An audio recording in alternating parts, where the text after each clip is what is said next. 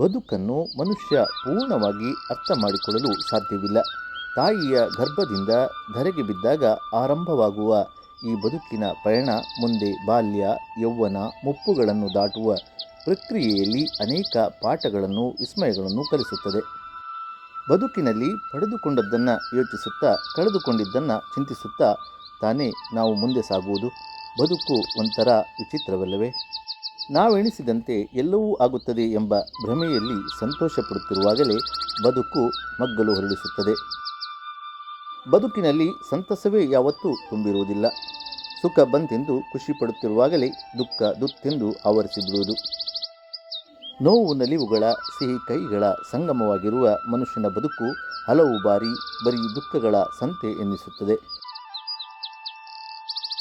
ಅನಿರೀಕ್ಷಿತವಾದ ಸಾವು, ಅಪಘಾತಗಳು, ಸಾಲ, ಸೋಲುಗಳು ಮನುಷ್ಯನ ಬದುಕನ್ನು ಛಿದ್ರಗೊಳಿಸುತ್ತದೆ.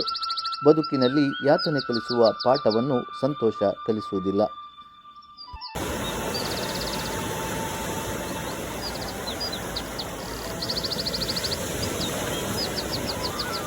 ಅತ್ಯಂತ ಜಾಗೃತಿಯಿಂದ, ಪ್ರಜ್ಞೆಯಿಂದ ಮನುಷ್ಯ ಬದುಕುವುದನ್ನು ಕಲಿಯಬೇಕು.